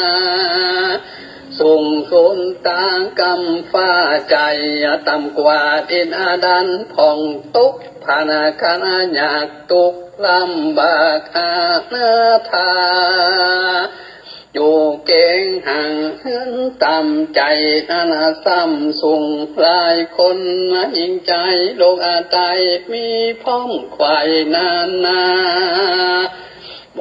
ราณจังเก่าจีหากแม่นตีตามกรรมมาดูลานเจ้าบุญนำกินกูจุงกะปังปูตรงอภัย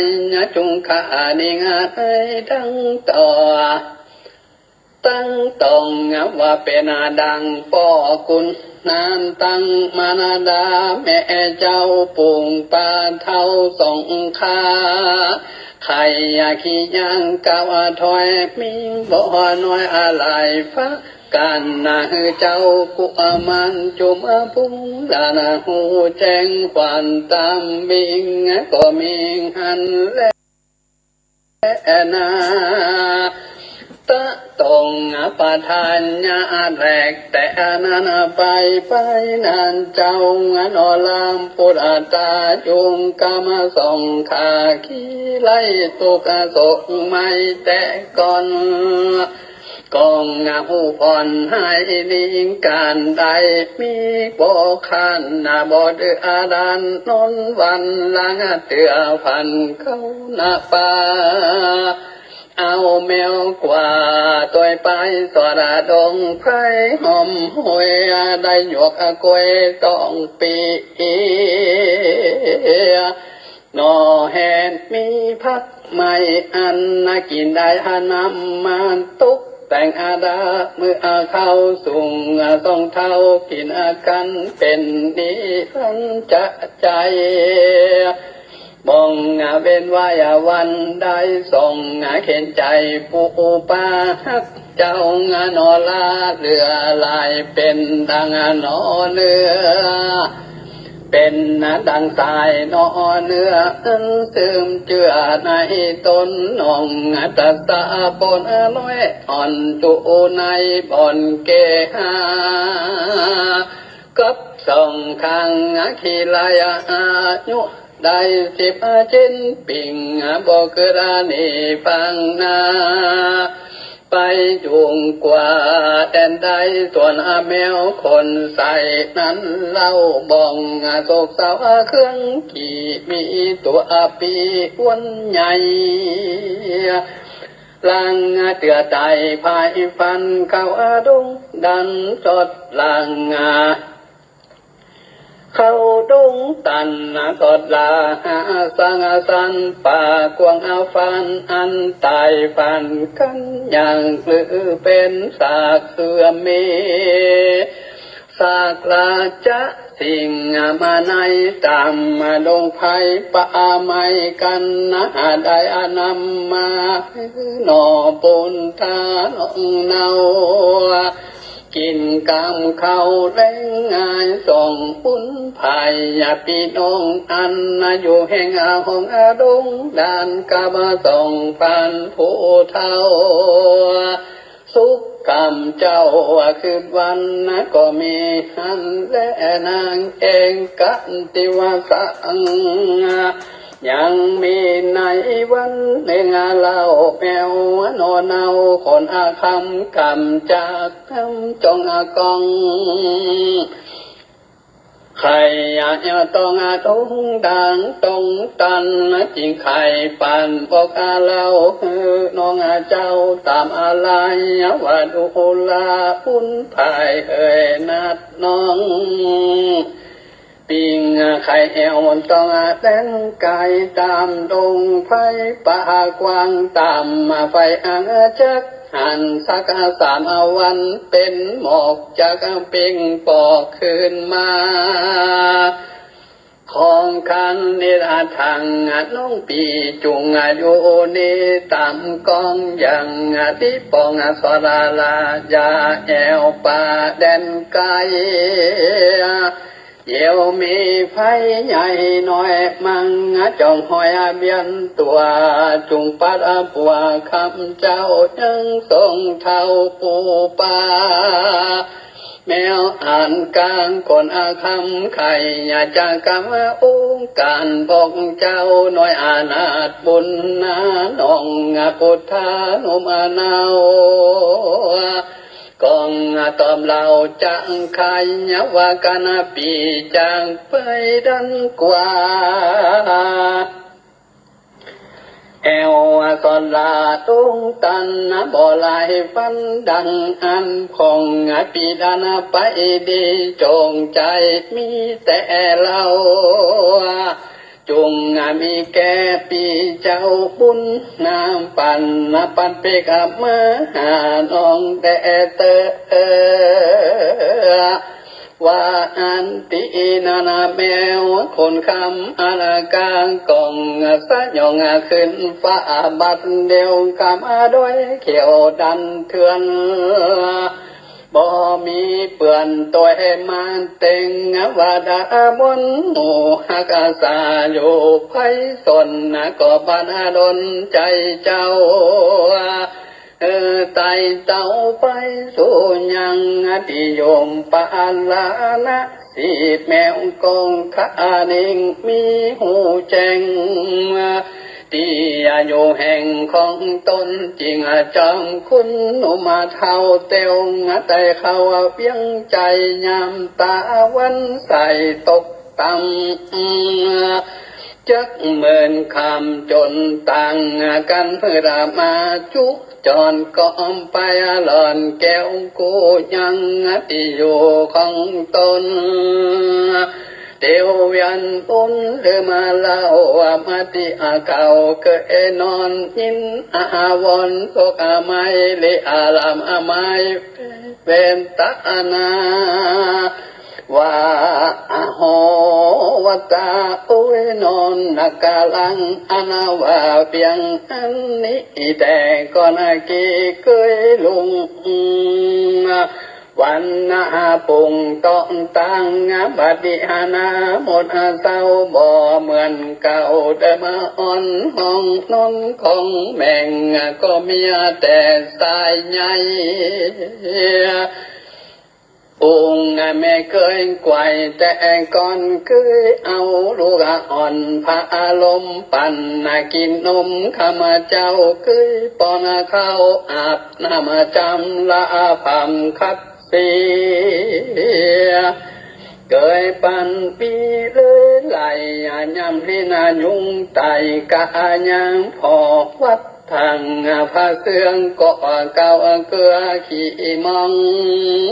ดวงเขาของกังใจแวนเมาใส่คำแดงป่าตาแฝงสุบสอนสบายหล่อละแลลำแวนวางตำป่องไม่เคยส่องแย่งเอาพางโกเจ้าพื้นอ่านใส่ว่าวาดเรื่องงามแม่งเอาไปตามบ่ได้เต่าละไว้ตายไปลมสมาพมบัดใดมาเต่าวังลูกเต่าตั้งสองตายเต้นของไปน้ำแม่งซ้ำกว่าตายไปนี้ละปูอาลิงแก้วกุ้งละลูกโยไปหลังอันนี้จังบ่เตียงหูความยังไปมนุษย์ตั้งหลายแล้วบ้านเกิดแต่นาใส่ผู้เสียงไฟหันหนปันตายตนไปนาบองหูกว่าวันใดบ่ลังไข่อย่าเป็นแก่นหากมีแม่นเป็นจริงจุงกะอิงใจจอมันคือราหอดเป็นไม้ถึงความตายมวยมั่งดิมมาก็สร้างตั้งดีละเว้นนี่ตั้งบาปอันกายามมานานตอนแมวขังขานันเล่าหันนาทีเก่าของตัวลูมองมัวลายแลติงนอนแม่สายใจมีสายใหญ่เก่าเกลือเป็นอยากเชื่อดูมองน้ำตาองอาบย้อยลิลำถอยลายพักกันก็มีหันแต่นันติอานิอาจังวันจะเล่าแทงนางบาเศร้าภากิญาณใจญาปาลาญาปาจาอันปองอาคาหนอมุอานีนางกาดีใจถอยกันพาสุดาลูกน้อยอุตตีชื่อเกสิงนอไทยดังเก่าไว้ไปหลังอันตระยังไปแจ้งพระจริงแสงเต็นสานวามเพียงอังกะเวนดูลามเพียงคุณตั้งหลายตนเป็นสายอริยจารย์ละเสียงขาดตัณหาอันว่านังภากิญาเมียน้อยผู้มีใจถอยสามานมักบามหันถอยไล่ก็สมาภาสุนได้บุตรตาลังกะนังบ่เศร้าเป็นลูกเจ้าทัดส่องญาติปองรักมากปองแม่หากเจอจมจริงใส่เจืออุดมน้อยนัดว่าเจ้าใจญาลาดว่าอันนั่นแหละนาอันนว่าเจ้าใจญาลานกุมันจะมาเลินปันขึ้นใหญ่บ่เมื่อยใครเอาใน บ่เป็นได้สักสิ่งจำเริญยิ่งเอวปันอายุพันมาได้10 มาปีไข่ตึงมามักปานลางกายามมาบ่สุอาภามตามธรรมมักไขกรรมต่ออาตากับมาโมคาคนในด่านเจ้าไต้ไพลาดังอามันนาเสนาดื่มสุอาลานำอาเหล้าบ่ขาดเหล้าตั้งอาวันกันนาพนันบ่เวนาห่มการเล่นจุพะการเป็นอันตาพันจะถอยงบ่ไฟห้อยตั้งดีการงานมีขี้ขานบ่เอาทานเอ็นยางเป็นลูกเต้าว่าผู้บ้านเสียงเป่ามาลูกเต้าว่าเจ้าเสียได้คนยิ่งใจตัวดาวเราว่ากันเศร้าเดือนนั้นนะว่าลูกเต้าหอจันผู้อานี้บ่เหมือนคนก่อนกี่เติมตีสังบดิงกะยามมังคานามเคงข้าเจ้าปานเจ้าไฟอาตายเดือดไม่มองพางปันนาดังเจ้ากุโอมานจุมผู้ลาดน้องแมวตัวอาจคนคำไข่กะจากกำโปมวนใจใครจะกำมาก็มวนปากก็หวนหานิ่งกิริยาดีอ่อนน้อมหูกลมก้มมาวันตานเต้าปิตั้งตนปอฟังกรรมสอจะใครจำมาเสนาในบามาใบเอามาลูกไทยไปในอกไปอะไรตกแม่น้ำปองสัมปอนส่องเจ้ามองทรงเศร้ากองเจ้าเร่งง่ายเจ้าเมืองหลายมวนมัวตั้งเก้าจะใครพับเวียงใจใหญ่กว้างตั้งก็อ้างกงหานอปุตตะติไวพับเสียงควายจูคนก็มีหันและนางกิลาดังหูมาที่เล่านางนอนเอาเกศีลันจะบุตตียอดซอยลุงเมียน้อยพังกิญานางบุญนานอไทยอายุอะไร16 ปีชมนั่งดีใจจากงามมันยิ่งกว่าสาวใดมีใจใส่มากกว้างมามาก็สร้างตั้งบุญมีสินหนุนจองห้อยไข่ก็ถ้อยจะวันบ่ใจหันสวงกานั่งนอลาเกณฑ์สิ่งการดิ่งมีคือหอดถึงเจ้าย่อนกุมารอันเสนาหันใจถอยนำไปปล่อยร้อยลายเป็นสันเตยนั่นเล่าจริงตั้นเล่าจะทำเป็นกำงามบ่อะไรว่าดูลานั่งกอมใจตาสาเอานี้นางไข่หุงว่าเจ้ากินกูจุมปูหลาดกับแมวอาจคนคำมาอันเสนานำไป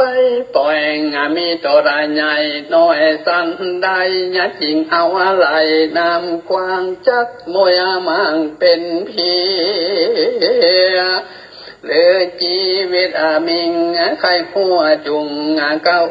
ตามไปแดดตึกว่าอันตินันนังกอมใจตาสี ใครว่าดีบอกเราตั้งแต่เก่าสุดไปว่าดูลานึงบุญภายเฮยยอดซอยอันกุมารน้อยนั้นนาเป็นลูกนั่งกะตุมาน้อยอนาถอันเป็นหลานจะเตวีนั่งบุญมีโนนาโอเกินลูกเต้าเป็นอาจารย์ก็ยังหมายบอกแล้วว่ามีเมียวพงแผ่วคนคำใดนามาเกินลุ่มผ่านเสินตั้งสองอายุปองขึ้นใหญ่ปีไปควายตึงมาแม่มันเตอนั้นตนกำตัวโหดมาตันได้ดังขันกะพังตายลาจากโลกาละบุญตั้งโนเราเป็นกรรมพาทรงเศร้าใจไม่ข้ากล่อมใจอุดสั่ง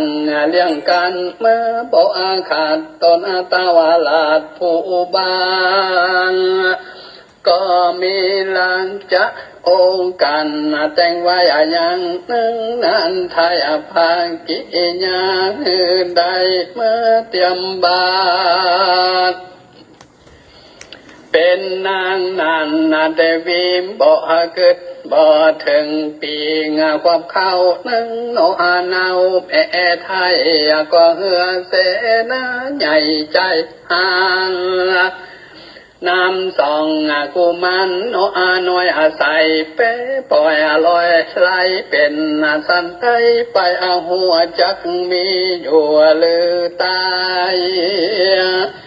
บ่งกฎหมายหูแจ้งและนานตั้งสุขตวงเมื่อนาตั้งเกสีน้อยนาดฟังถอยวันขี้ญาอานางตาสาบอกเรายินทรงเศร้ามองใจน้ำตาไหลอาบย้อยจังก็ถอยกำทิ้งว่าดูลานางตาสีเคยก้อมใจส่องนอไทยกุมารมีต้นปานสังผ่องสั่งเอาลองน้ำไหลสั่งมีใจยับจ้าองเกิดนาเกิดหลังปาปะปังตอบสายจังตกอะไรเครื่องกลางบัดนี้ทรงเจ้าจักตายเรามวยมังตีนันกว้างนะตีลึงชีวิตมีอยู่ปังขอสวดลาขึ้นมานางจะให้เลี้ยวเทวไตภายพันจะกะหอจันติยัวเข้าไปสู่เรือนหลวงบนหอคงภาสันตินางน้อยอานานปะตุมาอันเป็นแม่นอปุถธยอดซอยและแมวน้อยคนอาคำก็มีอันและนานตาในกังละนันเล่าการนั่งนอนเอามาหล่อนก็ได้ตอนตาหันยังแมวมันตัวปูห้องให้อยู่หิมเศร้านางคิงแล้วย้อนซอยขึ้นกลางคอยไปมั่งว่าแมวตัวนี้นะองค์อาจเตียงเป็นเชื่อจันตาลงคุณตนมีบุญอันใหญ่คนควายเป็นคำงามนำใจจานึงโนลาเกสิงกาเด้งมีหลอนควายว่าลอยจากใจแมวคนคำ อันเขานำไปอะไรยังน้ำใส่ยาแม่กวางบองมวยมั่งมันละนาจริงปีกเมื่อขึ้นสู่กวนจังกูจะทำหัวความที่ถอยนึงน้อยคือแล้วใจอย่าพองแผ้วยินดีก็มีหันและนานินทิตังขีญาสังวันนาวิเสนจะหงเห็นจุมพูอาลันพญาแมวคนคำปลูกทวนเสียก็บังกุมโตมาเล็ดสังละเด็ดแล้วเต่านี้ก่อนแล้วสาธุสาธุสาธุสภาทั้งหลายได้รับฟังพระธรรมเทศนาปื้นบ้านล้านนาชื่อว่าแมวขนคำผูกที่สี่จบไปแล้วเนาะวันนี้ได้รับเมตตาท่านอาจารย์พระครูอภิวัฒนวิกรมเปิ้นได้เชื่อมสัญญาณกับพี่น้องศรัทธาท่านผู้ฟังที่อยู่ตังบ้านตังจองจังหวัดลำพูนเชียงใหม่จังไห้ได้รับฟังกันนะแมวขนคำอันนี้ก็เป็นทำนองตังล้านนาลำปางเนอศรัทธาเชียงใหม่ลำพูนก็อาจจะบ่เคยคุ้นทำนองก็ได้เนาะส่วนมากก็ฟังทำนองตังเปิ้นห้องใบอย่างก็ตังเชียงใหม่เป้ากวยใบส่วนลำปางนี่เปิ้นก็แมงปู่จมดวงและก็มะนาวหล่องของอันนี้นี่เป็นทำนองมะนาวหล่องของเนอะศรัทธาพ่องก็บ่คุ้นเนาะบ่ฮู้ว่าเปิ้นจะฟังออกก็จ้านะม่วนบ่ม่วนจะได้ก็โทรมาติชมได้เนอะ0649495999นะแมวขนคำผูกสีนี่ถ้าตั้งใจฟังดีๆแล้วเฮาลับตานึกภาพมันจะมาเป็นฉากเนอะอันนี้ก็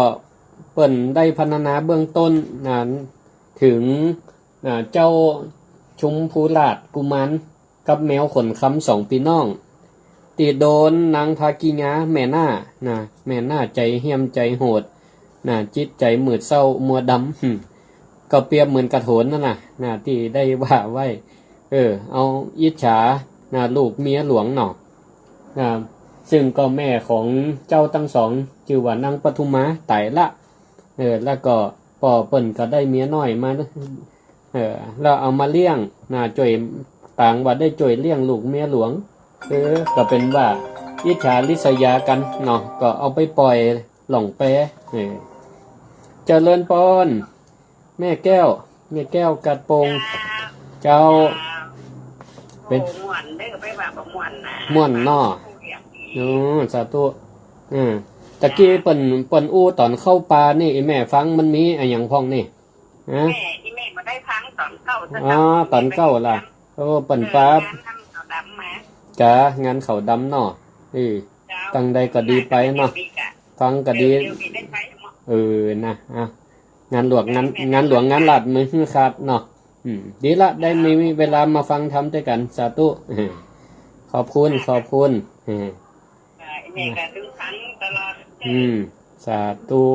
นะเจริญพรนะสาธุเจ้าตะกี้ก็ต้นประกับปลาเข้าป่าเข้าดงนะเพราะว่าสององค์นี่ก็โดนปล่อยลงแปะแล้วก็ไปขึ้นบกไปสอดปลาก็ในธรรมนี่เปิ่นก็มันเป็นวรรณกรรมที่งดงามเฮาฟังพอเนี่ยนอกจากเฮาจะฟังเนื้อเรื่องแล้วเปิ่นก็ยังปลาชมธรรมชาติว่าในป่าในดงนี่มันมีมาหยังพ่องนี่มีลูกไม้มีอะไรหยังพ่องบางอย่างนี่ก็คนรุ่นใหม่ก็บ่ฮู้จักอาตมาเองก็ยังว่ามันคืออะไรหยังเหมือนกันเนอะเปิ้นว่ามีตึงกล้วยตีบคำอันนี้ก็ยังฮู้จักอยู่เนาะบักเวนอันนี้ก็ฮู้อยู่บักไฟบักตาเสืออันนี้ก็ยังพอฮู้จักอยู่บักตับเต่านี่มันตับเต่านี่เป็นจะได้ฮู้ใครฮู้จักก็มันเล่าฮู้กันฟังพงเนอะมันนมแมวนี่ฮู้จักอยู่ มีหลายสิ่งหลายอย่างที่เปิ้นพรรณนามานี่เฮาก็บ่เคยฮู้จักละขวาหมู่นี้นี่เนาะเปิ้นก็นะได้ตั้งจิตอธิษฐานโอ้เป็นลูกกำพร้ามาโดนปล่อยละอยู่ในป่าในดงนะก็ขอเทวบุตรเทวดาช่วยเอ็นดูสงสาร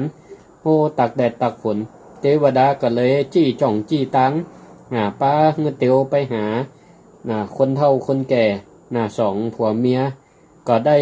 เอ็นดูสงสารนะโอ้เหมือนมีลูกมีเต้าก็เลยฮับสองกุมารนี่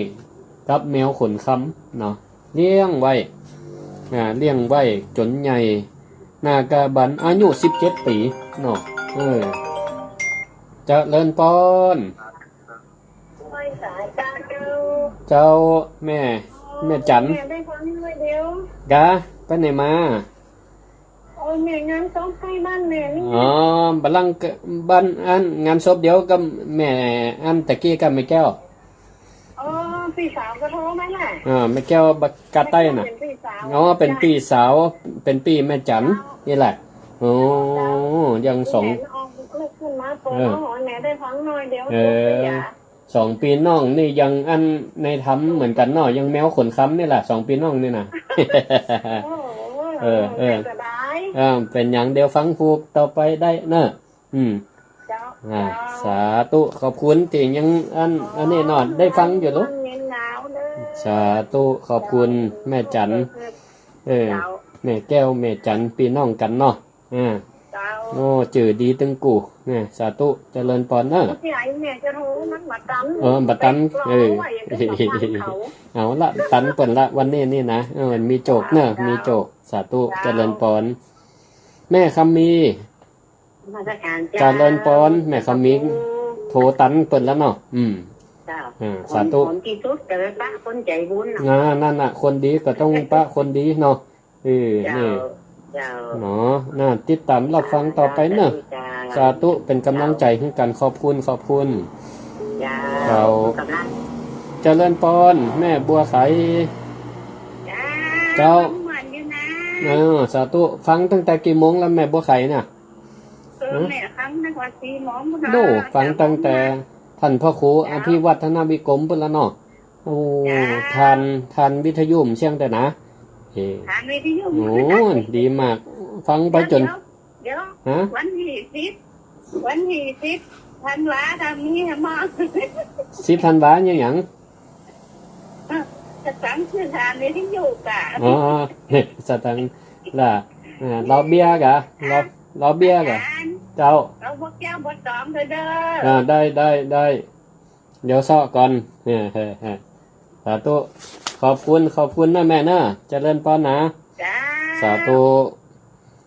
มีก็เป็นน้องลำปางโทรมาเชียงใหม่มีก็ลำปูนแม่อายโทรมาได้เนอะ064-949-5999นะ064-949-5999นางปทุมมาเมียหลวงนี่ก็มีลูก2 คนนะจมปูหลาดกับแมวขนค้ำอันนี้ก็เปรียบเหมือนกับถางนะ